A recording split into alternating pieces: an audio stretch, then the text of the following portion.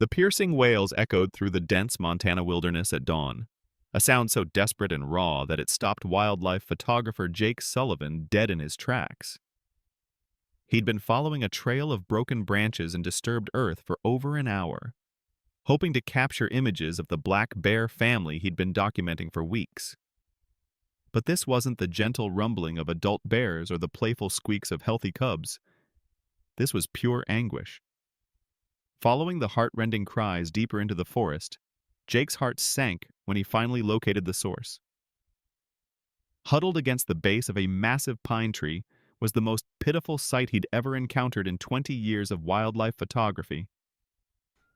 A bear cub, no more than 4 months old, sat alone and trembling. His once glossy black fur was matted and falling out in patches, revealing angry red skin beneath. Mange had ravaged his tiny body, leaving him looking more like a sick puppy than a wild bear. The cub's eyes were crusted shut with infection, and his ribs showed prominently through his deteriorating coat. But it was the sound he was making that truly broke Jake's heart. Not just crying, but calling. The little one was desperately calling for a mother who would never answer again. Jake had heard the gunshots 3 days earlier. Poachers had been spotted in the area, and now he understood the tragic connection. This orphaned cub was slowly dying, abandoned and diseased, with no hope of survival in the wild. The photographer's hands shook as he captured images of the heartbreaking scene, knowing these might be the last photos ever taken of this innocent creature. But Jake wasn't just a photographer. He was a man with a conscience. Instead of walking away to let nature take its course, he made a phone call that would change everything. Within hours, Dr. Elena Rodriguez from the Montana Wildlife Rescue Center arrived with her team. Elena had dedicated her life to saving animals that others had given up on, and she took one look at the dying cub and made a promise that seemed impossible to keep. "We're not losing this one," she declared, carefully wrapping the weak cub in a blanket. The little bear barely protested, too sick and exhausted to fight. The journey to save him began immediately. Elena's team worked around the clock, treating his severe mange infection with medicated baths that initially caused the cub to cry out in pain. His skin was so damaged that every touch hurt. But Elena knew this suffering was necessary for healing.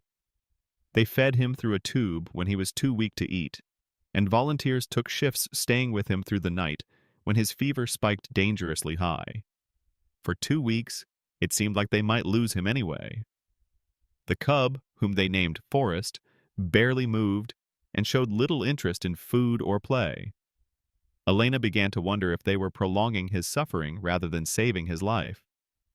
But then something remarkable happened.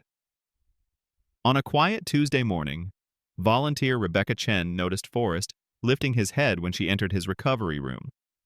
For the first time since his rescue, his eyes were clear and focused.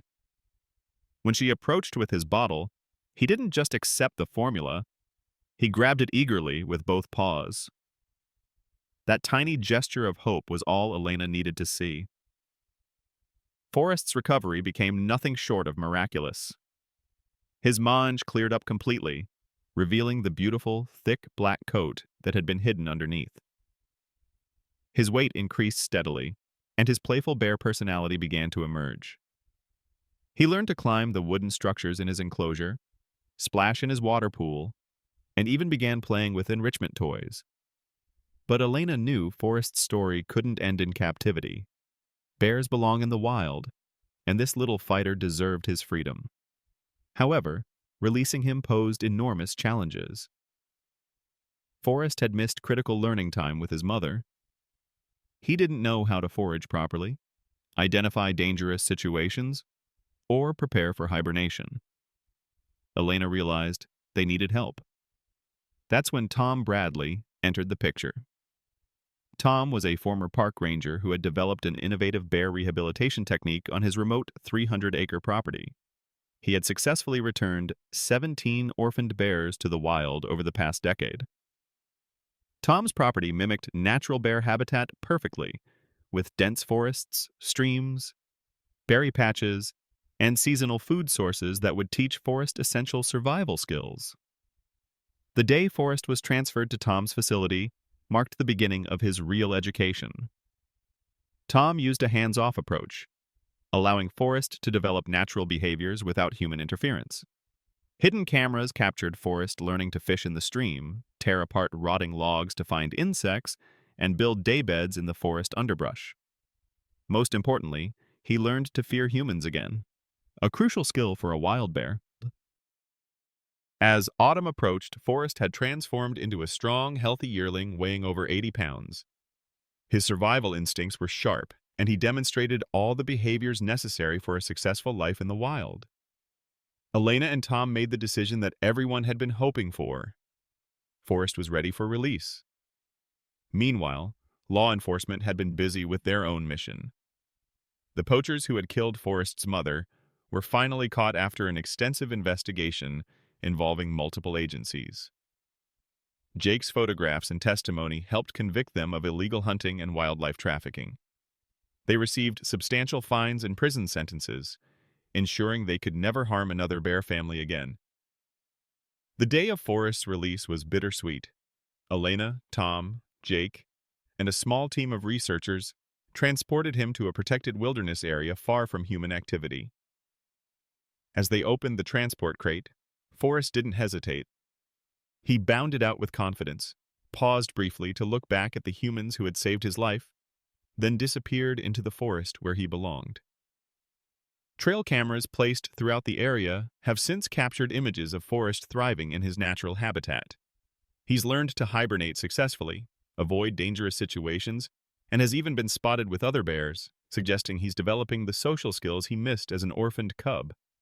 The mangy, crying baby who seemed destined to die alone in the forest had become a magnificent wild bear, living the life his mother would have wanted for him.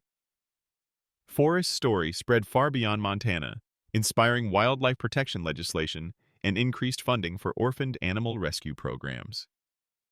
Elena's center received donations that allowed them to save dozens more animals, while Tom's rehabilitation techniques became a model for bear rescue operations worldwide.